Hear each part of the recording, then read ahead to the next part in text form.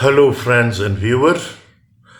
Leo Tolstoy, as I had told you before, we had discussed about his many masterpieces like War and Peace, Anna Karenina, and about his novella, The Death of Ivan Ilyich. And today I'm going to talk a little about one of his short story. The name of this short story is Ilyaz. And this short story is written in 1885. So it is the story of a farmer named Ilyaz who grew up successful but loses his fortune through a mistake in the end of only finding peace without having property. So Ilyaz was a man who found peace and happiness while he loses all his fortune. He was a hard-working fellow. And so the story of Ilyaz begins like this. In the government of Ufa, there lived a Bashkir, one of the fellow named Ilyaz. Bashkir was a nation, and his father had left him no wealth. His father had died a year after he had got his son married. At that time, Ilyas had 7 mares, 2 cows, and scores of sheep. But Ilyas was a good master and began to increase his possession. He worked to his wife from morning until night, got up earlier than anybody and went to bed later, grew richer from year to year. Thus Ilyas passed 35 years at work and came to have a vast fortune. Ilyas finally had 300 head of horses, 150 cattle, and 1,200 sheep. Man, 100 Ilyas herds and flocks, and women milked the mares and cows and made kumis, butter and cheese. Ilyas had plenty of everything. And in the district, everybody envied his life. People said, Ilyas is a lucky fellow. He has a plenty of everything. He does not need to die. Good people made Ilyas friendship and became his friends, and guests come to find him from a distance. He received them all and fed them and gave them to drink, no matter who came. He received kumis and tea and sharbat and mutton. If guests came to see him, a sheep or 2 were killed, and if many guests arrived, he had them kill a mare. Ilyas had 2 sons and daughter. He had got them all married. When Ilyas had been poor, his son had worked with him and had herded the horses and cattle and the sheep. But when they grew rich, the son became spoiled, and one of them even began to drink. One of them, the eldest, was killed in a fight, and the other, the younger, had a proud wife and did not obey his father, and his father had to give him a separate maintenance. Ilyas gave him a house and cattle, and his own wealth diminished. Soon after, a plague fell on Ilyas' sheep, and many of them died. Then there was a famine year, and the hay crop was a failure, and in the winter many head of cattle died. Then the Kyrgyz drove off the best herd of horses, and thus Ilyas' estate grew less, and he fell lower and lower, and his strength began to wane. When he was 70 years old, he began to sell off his furs, rugs, saddles, and tents, and soon he had to sell his last head of cattle, so that he was left without anything. Before he knew it, all was gone, and his old age had to go with his wife to live among strangers. All that Ilyas had left of his fortune was what garment he had on his body a fur coat, a cup, and his Morocco slippers and shoes, and his wife Shemagi, who was now an old woman, the son whom he had given the property had left for a distant country, and his daughter had died. So there was nobody to help the old people. Their neighbor Muhammad Shah took pity on them. Muhammad Shah was neither rich nor poor, and he lived an even life and was a good man. He remembered Ilyaz' hospitality and so pitied him and said to Ilyaz, "Come to live with me, Ilyaz, and bring your wife too. In the summer, work according to your strength in my truck garden, and in the winter, feed the cattle, and let Shamshagi milk the mares and make kumis. I will feed and clothe you, and will let you have whatever you may need." Ilyas thanked his neighbor and went to live with his wife as Muhammad Shah's labor. At first, it was hard for them, but soon they got used to work, and the old people worked according to their strength.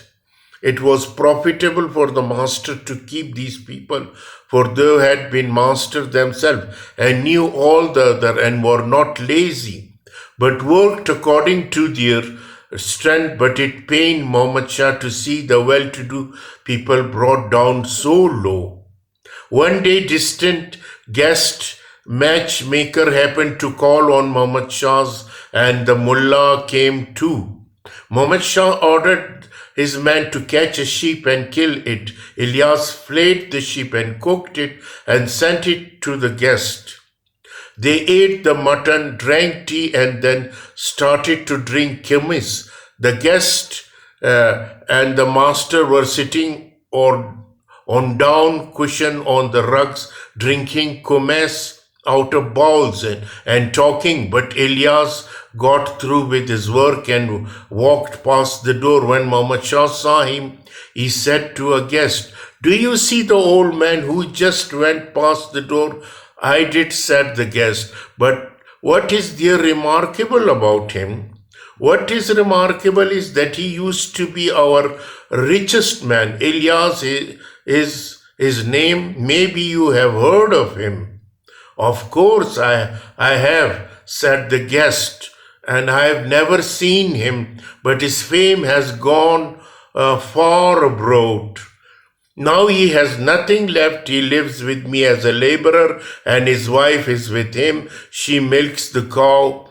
The guest was surprised. He clicked with his tongue, shook his head, and said, "Evidently fortune flies around like a wheel. One it lifts up, another it takes down. Well does the old man pine. Who knows, he lives quietly, peaceably, and work well." Then the guest said, "May I speak with him? I should like to ask him about his life." "Of course you may," said the master, and he called out to the tent, Bebe, this means grandfather in the Bashkia language. "Come in and drink some kumis and bring your wife with you." Ilyas came in with his wife. He exchanged greeting with the guest and with his master, said a prayer and kneeled down at the door. But his wife went to a back curtain and sat down with the mistress. A bowl of kumis was handed to Ilyas. Ilyas saluted the guest, and the master made a bow, drank a little, and put down the bowl. "Grandfather," the guest said to him, "I suppose it makes you feel bad to look at us and think of your former life, considering that what fortune you had and how hard your life is now." But Ilyas smiled and said, "If I should tell you about my happiness and unhappiness, you would not believe me. You had better ask my wife. She is a woman, and what is in her heart is on her tongue. She will tell you all the truth about his matter." And the guest spoke to her behind the curtain. "Well, Granny, Tell us how you judge about your former happiness and present sorrow. And Sham Shimagi spoke from behind the curtain. I judge like this. My husband and I lived for 50 years trying to find happiness, and we did not find it. But now it is the second year that we have nothing left, and that we live as laborers, and we have found that happiness and need no other. The guests were surprised, and the master marveled and even got up to throw aside the curtain to look at the old woman. But the old woman was standing with folded hand, smiling and looking at her husband, and the old man was smiling too. The old woman said, "No, once more, I am telling you the truth. Without any jest, for half a century, we tried to find happiness. And so long we were rich, we did not find it. Now nothing is left with us, and we are working out, and we have come to have such happiness that we wish for no other. Wherein does your happiness lie? In this, when we were rich, my husband and I did not have an hour rest. We had no time to talk together, to think of our soul, or to pray. We had so many cares. Our now guests called on us, and there were cares about what to treat them and what present to make so that they should not misjudge us. When the guests left, we had to look after the laborers. They thought only of resting and having something good to eat, but we cared only about having our property intended to, and so sinned. Now we are afraid that a wolf would kill a colt or calf, and now that the thief might drive off a herd, then when we lay down to sleep, we could not fall asleep, fearing lest the ship might crush the lamp. We might get up in the night and walk around. No sooner would we quit it than we had have a new care, how to get fodder from the winter. And worse than that, there was much agreement between my husband and me. We would say that this had to be done so and so, and I would say differently, and so we began to quarrel and sin. Thus we live for one care to another, from one sin to another, and saw no happy life. Well, now my husband and I get up, speak together peaceably in agreement, for we have nothing to quarrel about, nothing to worry about, and all the care we have is to serve our master. We work according to our strength, and we work willingly so that our master shall have no loss but profit. When we come back, dinner is ready, and supper and kumes. If it is cold, there are dungs cheap to make a fire with, and a fur coat to warm ourselves. For 50 years we looked for happiness, but now we have found it. The guest laughed, and Ilyas said, "Do not laugh, brother. This is not a joke, but a matter of human life. My wife and I were foolish, and we wept because we had lost our fortune. And now God has revealed the truth to us, and we reveal this truth to you, not for our amusement, but for your good." And the mullah said, "That is a wise speech," and the Ilyas has told the precise truth. It is so too in a holy writ. And the guests stopped laughing and fell to musing. So this is the story of Ilyas, and a man who had struggled, who had gained a lot of wealth. Then he had lost all his wealth. And later on, he started to work in the last year of his life, in his 70s, he and his wife.